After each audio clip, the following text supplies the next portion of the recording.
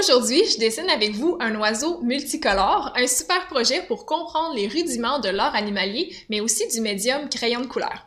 Avant de commencer, n'oubliez pas de souscrire à la chaîne et d'activer les notifications. C'est parti! D'abord, quand je commence un projet comme celui-là, je sélectionne avec attention mes références de manière à avoir un projet qui est coloré, mais aussi une posture intéressante.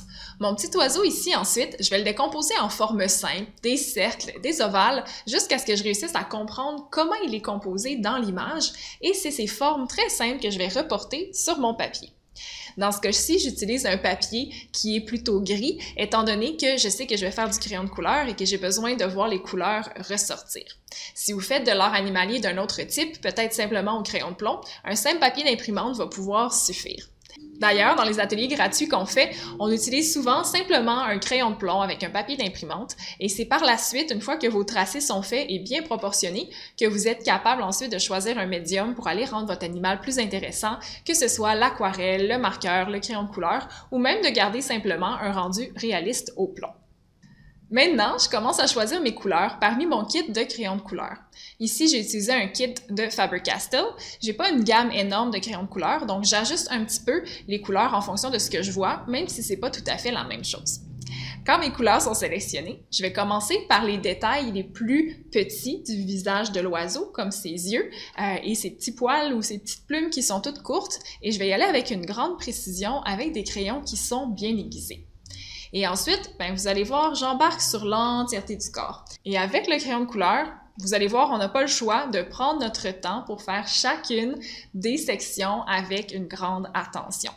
Il s'agit souvent de bien être capable d'observer quelle est la couleur qu'on voit dans notre référence et ensuite utiliser des crayons équivalents pour dessiner sur notre papier et alterner dans les différents tons de couleurs.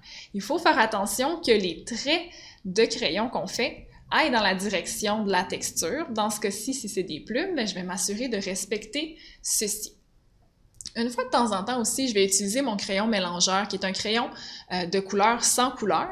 Donc, c'est juste la base ou le liant du crayon de couleur, mais vide de pigment, qui sert à un petit peu mélanger ensemble, à créer des reliefs ou en fait un fondu entre les différentes couleurs. Il m'arrive aussi fréquemment de changer l'angle de mon papier pour faciliter le tracé du crayon selon l'angle de ma main, être plus confortable dans mon dessin.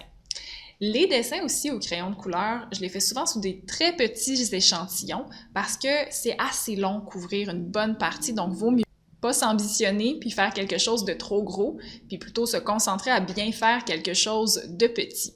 Travailler un animal au crayon de couleur, c'est pas du tout la même chose qu'au graphite parce que dans la couleur, il va falloir comprendre l'ombre et la lumière en même temps que les tracés et les couleurs. Donc, ça fait beaucoup plus de choses à gérer. Quand on dessine un animal au graphite ou au crayon de plomb, eh bien, en général, on a d'autres tactiques pour y aller davantage par couche, créer la luminosité ou les tons de gris, alors qu'au crayon de couleur, il faut tout faire d'un coup.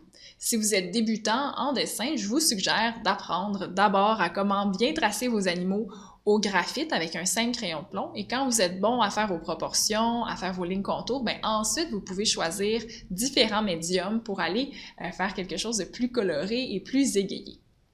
Tandis que j'approche de la fin de mon dessin, je regarde l'ensemble et je vais commencer à travailler les détails. Je vais par exemple pouvoir faire la branche, faire les pattes, essayer de prendre aussi mon crayon blanc pour rehausser les lumières. Donc je vais aller sélectionner les endroits qui me semblent les plus pâles ou les endroits où il y a des reflets et tracer avec un crayon blanc, ce qui rend ça très très visible. Et ça, c'est possible de le faire seulement quand on a un papier gris, parce que si c'est du blanc sur du blanc, ça ne fonctionnerait pas. Je vais aussi prendre les autres couleurs que j'avais déjà utilisées et mettre un petit peu plus de pression. Ça, c'est parce que je veux que l'oiseau ressorte vraiment du papier puis qu'on le voit mieux de loin, qu'on le rende un petit peu plus vif.